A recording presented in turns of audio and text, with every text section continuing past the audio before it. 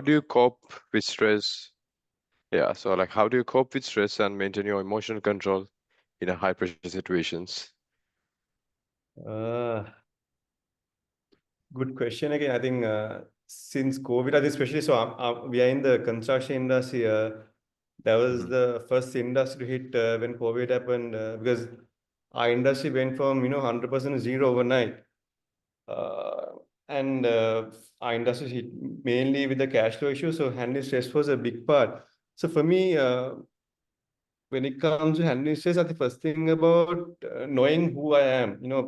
I think you guys must have heard about this personality test and all. Understanding what are your strengths, weaknesses. So that was something very important for me. So I think I would say starting my uni, I used to read the self-help book and read a lot about this personality test and all. So that really helped me to understand who I am, what my strengths, what my weaknesses.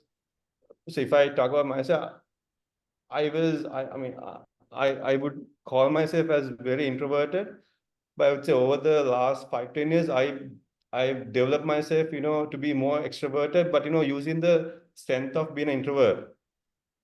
So I think first of all, I think I tell everyone, know who you are, what are your strengths and weaknesses.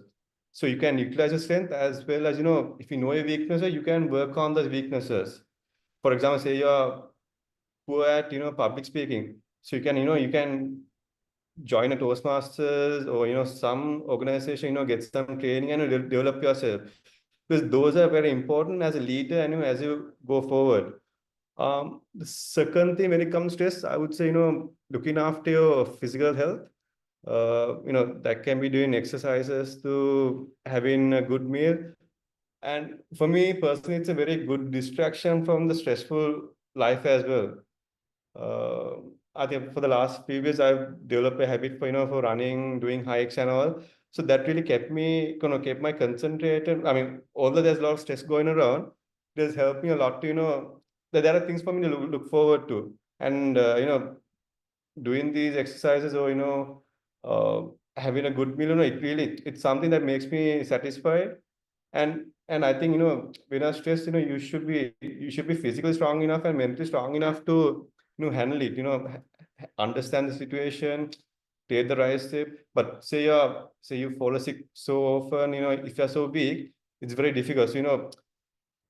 So for me, getting this exercise and everything has helped me to be mentally strong as well. It's very important because you don't know how bad stress can hit you, and you don't know when it's going to hit you. The moment it hits you, it can really drain you really bad. So yeah, the second important thing is for me definitely focusing on the health. Third, for me is like having a sort of a routine lifestyle. So from the morning to evening, I sort of have a rough plan of what's going on. From going to work out to office to my evening functions or whatnot. I have sort of a routine and I have a plan, and I make sure I try to stick with those kind. Even though if it's a long day at work, I try to exit that time. And move into the other occasions. The last one I would say, uh, having time for my friends and families.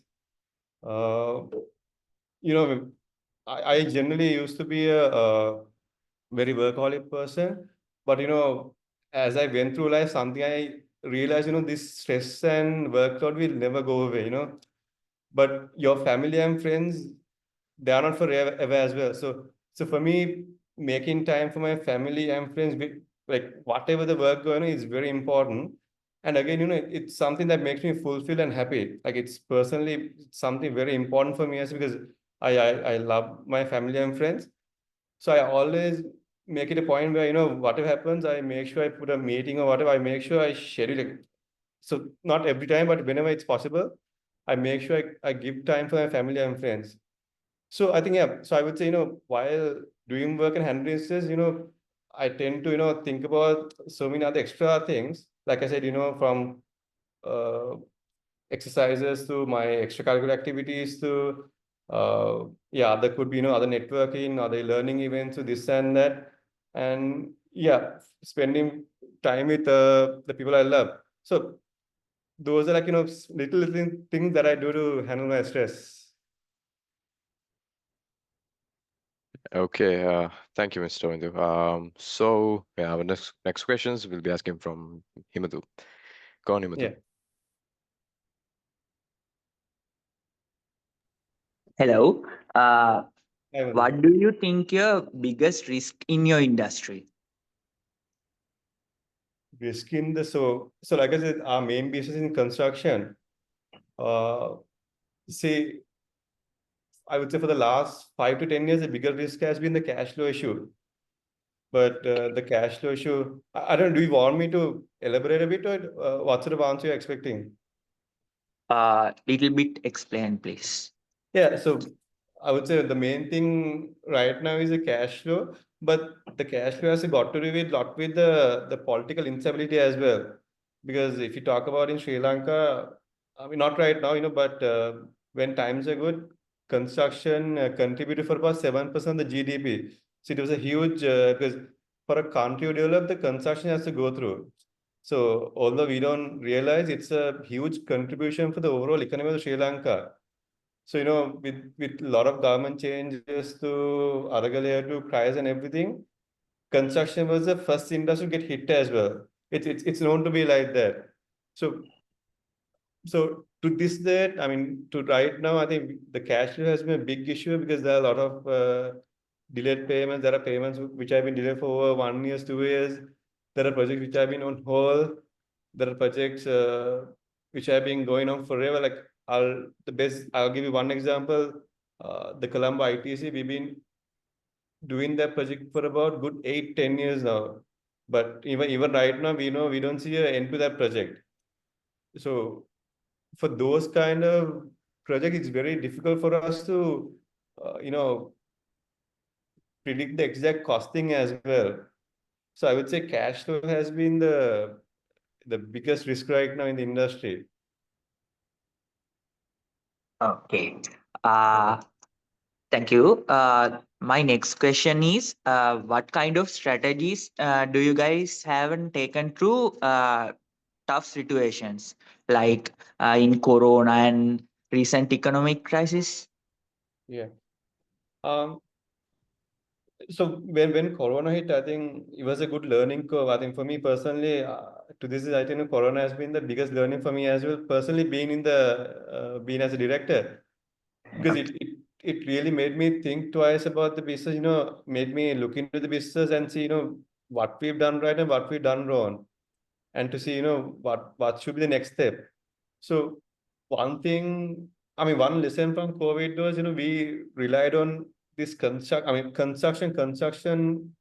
for too much, and I think I didn't explain this much. When it comes to construction, we do the MEP work. So that is, electrical, plumbing, air conditioning, gas, swimming pool, treatment plants.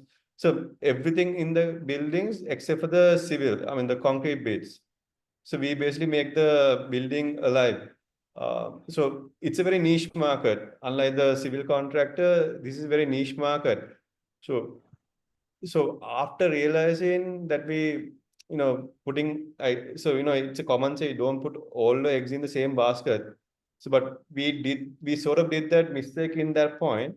So I think that point, what we looked at was looking through diversification, looking through other industries where we can move into without the minimum capital infusion.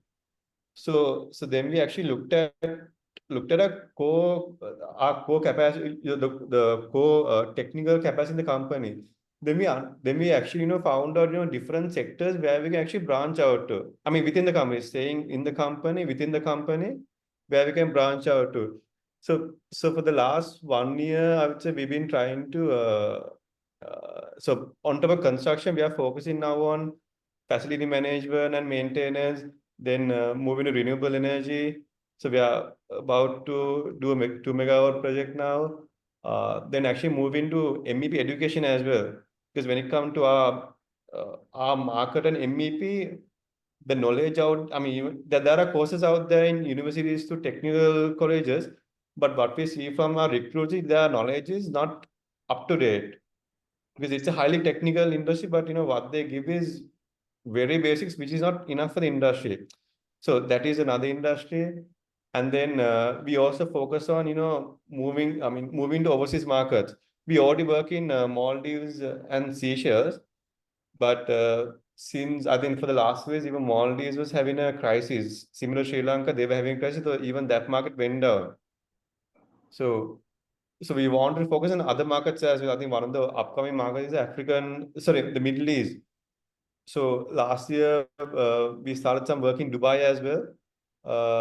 So like us, so that was another one. And the another avenue we are looking is we have a mechanical workshop where we do a lot of fabrication, steel fabrication. So any sort of steel fabrication, SS, GI, uh, cast iron, ductile, and any sort of so that's another industry, where we can branch out and do work. So likewise, so first we identified several areas where we can actually branch out within the company. Second thing, so we want to identify a few leaders within the company who can head those sectors. So likewise, for example, if I give the Dubai operation, we identified a person, we gave him the response. So for him also, he managed to become a lead, and as well as end of the day, he'll get some financial benefit as well. So at this point, people are looking for ways to find money and all. So it was a win-win situation for us. We wanted our people, especially senior people in the company, to become more leaders and take more responsibility, as well as a company to reduce the exposure on the construction sector and move into other areas where we have more potential. So I would say that is the main decision we took as a company, because during COVID everyone was talking about cost cutting. It's a very simple thing. You can reduce the staff, reduce the benefits too. So we also did the same thing. We also cut down our staff from, I would say, around 900 to down to 400 now. Reduce all the dispose all the unnecessary vehicles to assets and this and that. But that is your sort of downgrading. But I think as a in a situation like that, we have to look for other ways. There are so many other things you can do. So that's why what we rather than putting the pressure on our people and the employees, we want to see where we can actually give a benefit and at the same time for the company to grow as well. So at the moment, so those are strategies we are working at the moment. In the holding company, I would say. Okay. Rest of the questions will be asked from Hassan. Yeah. Thank you. Sorry, I was muted. So, Indu, is there, like, looking back, is there any decisions like you would change, like you would take differently in your career? Personally, I'm not someone who like to regret on my past. Anything, not just work, even in life. Top G. Because what I believe is, say I take a decision right now, Mm-hmm. I take the decision because I think that's the right decision right now. There's a right or wrong answer. Especially, when I'm in a position like a director, I can analyze hundreds of data, but you never know. Yeah, data can be accurate data helps you to take a decision up to 70-80% of accuracy, but that doesn't mean that's the right answer. Mm-hmm. So for me, where I look at, I think it's when it comes to a problem, it's important you move forward rather than thinking and spending time trying to figure out what's the right answer. Whether it's right or wrong, you take the answer and move forward. So I think that's something I've learned from my father as well. Probably one of the biggest lessons from him. Because I used to be someone who likes take time, analyze, and see what's the best optimal solution. But he always used to tell me like, don't think too much. Take a decision, move forward, and then face it. Because I think it's same in life and work and everything in our life. Basically, we have to move forward because there is no right answer. Even sometimes the wrong answer can be the best decision at that time. So personally, I wouldn't say I would like to change anything, because again, if I can tell hundreds of things which we should have done, but that wouldn't make a difference right now. For me, the important thing is okay, analyze the situation right now, see what's happening right there in the market, and see what's market out there for the future and move forward basically. Okay, thank you. Thank you. Next question. So, what do you think about networking and having relationship in the industry? Like how that can help you to stay in the industry? Is Um, is it a good thing or a bad it's thing? it's a must. Business is all about networking. Within Okay. Sri Lanka, in the global level, it's all about networking.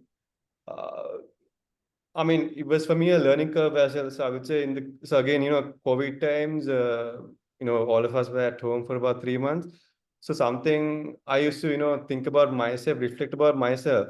So something I realized was uh, I felt stagnated in my career as well. Because, okay, although I run a company, doesn't mean I also have to have some sort of a career growth. So I felt stagnated.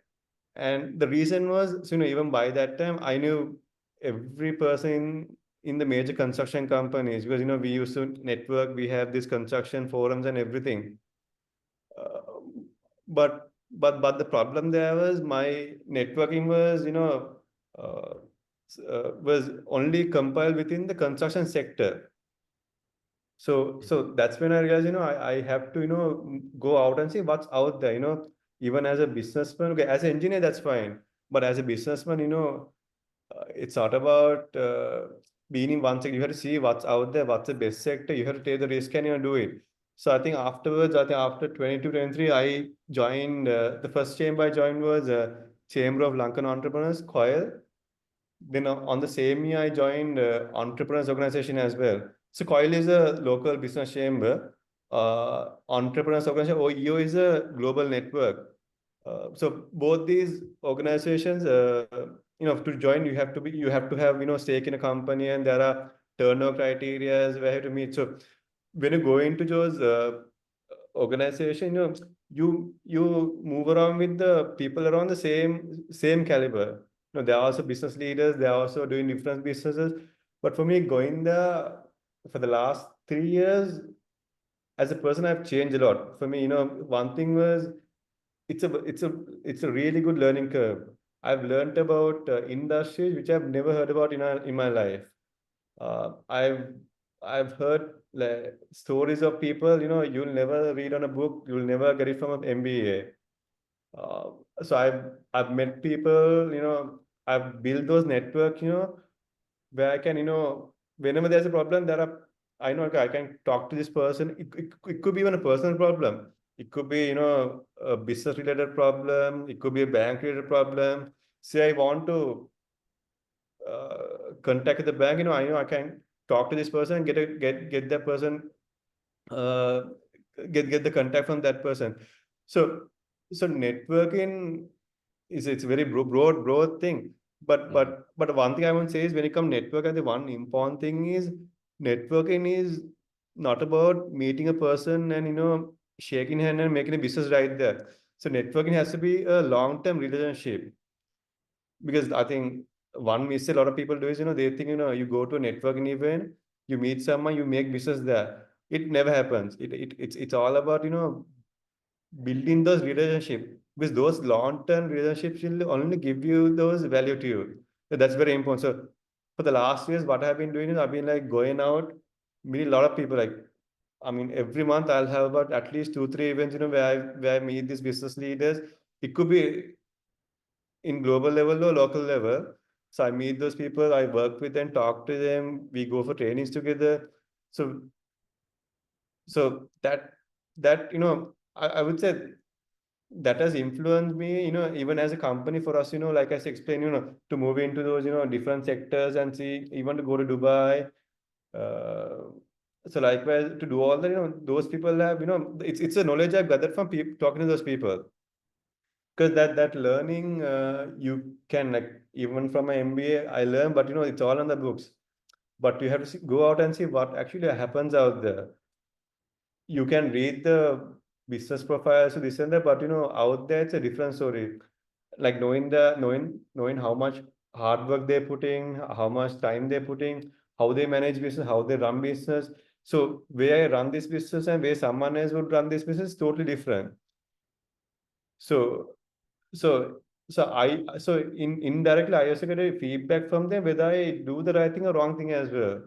So like as I think everyone should network from day one. I mean, it doesn't matter whether uni or not, and it doesn't have to be a business leader. For me right now, anyone I meet, I try to strike a conversation, just say hi, how are you? I mean, it could be someone at some shop owner, I don't know, just any person. I'm saying, you don't have to be it could be just a normal person, just a normal friend. But I think having those networks, in some day you'll bring some value to your life. So yeah, I think networking should be a must. I think it's a skill everyone should develop and everyone should focus on. And you shouldn't be scared to go and talk to people as if, because what I've seen is, I had the same feel, but when I speak to these business leaders, what I felt was a lot of senior people, they actually love speaking as well. They love sharing their story, their ideas, their advices. I mean, it's up to you how you take it. Whether because you also have to, make sure you take that with a right mindset, because because that exact thing may not apply to you, but you have to make sure you take the right points from his, and apply those points in your life. So yeah, networking should happen at every level, despite the level of the person. Okay, Avindu. Um, yeah, so this will be our last question for the session. We'll conclude the session with this question. So, Yeah. what kind of advice would give us young university students who are grooming to be business leaders one day? So, Yeah. or entrepreneurs, like, what kind of advice would you give to us? Uh, yeah, I think first thing is, yeah, I think I'm sure you all have done these personality tests. I'm saying, yeah, I mean, don't do it for the sake of it, go back and actually read up and actually try to understand, it really, okay, just analyze, it could be MIT, MBIT, those like stuff comes online, but actually read up and, try to reflect on that. It's really important. Knowing your strengths and weaknesses is very important. Because yeah, like I said, it has helped me a lot. Because so like I said, back in the day, I will never come for an interview like this. Or I'll never talk in front of public because I'm very introverted. But after understanding myself, knowing that this was my one of my weaknesses, now I tend to put myself into that position. So in that way, I grow that myself, because as a leader, you have to be present yourself. Say you want to be business leader one, you can't be silent and sit in a corner and do your work. You have to be out there, you have to lead people, you have to take risks. There's a lot of accountability, so you have to speak up. So that confidence and that personality is very important. Even the way you dress up, even the way you speak, the language you're using, even an email you type, the spellings to grammar to how you structure it, the wordage, everything matters as a business. That's what the professionalism is. Because when I was back in uni in UK, they used to cut marks even with the full stops and commas. It was very strict. But now I understand. They did it for a reason, because when you're a business leader and professional, those qualities are very important. So that's first thing and foremost, and you have to know yourself, who you are. It's fine, you can struggle. It might take 5-10 years to know you, but try to don't overcomplicate. But there are a lot of books out there. There's a lot to read on the internet. First try to see simply what are your strengths, weaknesses, where you can develop. What might help you, and just don't be scared. Go and look at your weaknesses. Okay, I should get a training. I should get help from a friend. So likewise, so one thing is that. Second, yeah, like I said, networking is critical. Like I said, it can be even the university friends, just, make sure you keep in touch with them even after university. Because, in 5 years, time, you would know where your friends are going to be. One of your friends can be, in US, another friend can be, in a CEO in a Sri Lankan company, another friend can be a leading lawyer. And so, because like I said, even for me, if I contact someone who I know well, I can get a better support. Because there's a sort of personal touch as well. Say I contact a lawyer who I know him personally, they help me more than just rather than going to a strange person. So like as have those networks, don't lose those friendships, but at the same time don't go into wrong type of friendships, as that can really take your life to a very bad place, but that's very important. So make sure you know it's the right set of people, set of friends, build those networks. It's very important. And the third one, I would say, yeah, read up. I mean, I mean, nowadays there are a lot of podcasts to, a lot of books to on leadership and business leaders. So read up on those, and Osho's. That's I do that on daily basis, both Sinhala, English, everything, like YouTube. I use quite a lot. I'm not saying everything is right, but read up and see, like different people have different stories. There's lot to learn from everyone, because today business is there is no right or wrong time for any person. One person might be successful at 25, another person must be successful at when they're 60, or sometime at 70.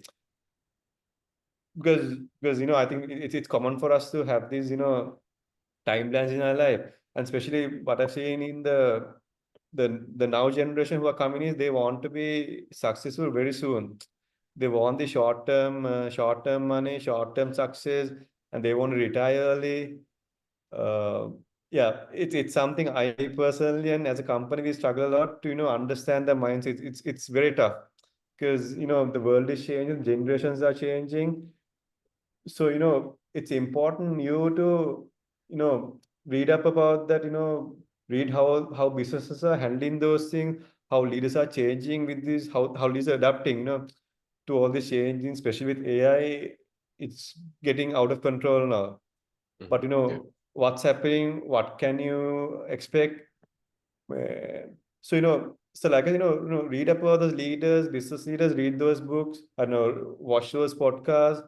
So much to learn, and so much, not only for business, even for your personal life. There's a lot to learn. How are they doing as a family life, how they spending time with their kids, families, how they managing work balance, how they're spending the free time. So that's very important, because because that right influence, that like I said, the right influence helps a lot. Even for me, personally, networking a lot right now. i- For me, in one way, it's a way of handling stress. Because for me, being at work is very stressful. But the moment I go into those networking sessions, it's I'm actually with a set of friends. But on the other hand, it's for me, it's a learning as well, because I'm with that right sort of people where I can even when I strike a conversation, because we are speaking the same language. We talk about business, we talk about the world, we talk about opportunities. So it's sort of win-win for me. I control my stress, at the same time I have my learning as well. Uh, so yeah, I would say those three things are very important. Yeah, Yeah. Okay. Thank you very much, Mr. Hindu. I mean, y'all can give a comment if you see anything wrong or not, but that's just my opinion. No, it's a great advice for us. Thank you very much. Yeah, so with that question, we can conclude this session. So I would like to thank you, Mr. Avidu, on behalf of my team, to joining with us to share your experience, and it was a great experience for us. So yeah, that'll be all, guys. So I know you guys are working at the moment. So thank you for joining in, and yeah, that'll be all, So it's guys. it's it's, it's my pleasure as well, and thanks for giving me this opportunity. And yeah, I mean, if you want any further information, just contact me. Hustle has my number, so I can pass any information even after the discussion. No issues. Okay, thank you very much. Thanks, everyone. Thank you. Okay, goodbye, guys.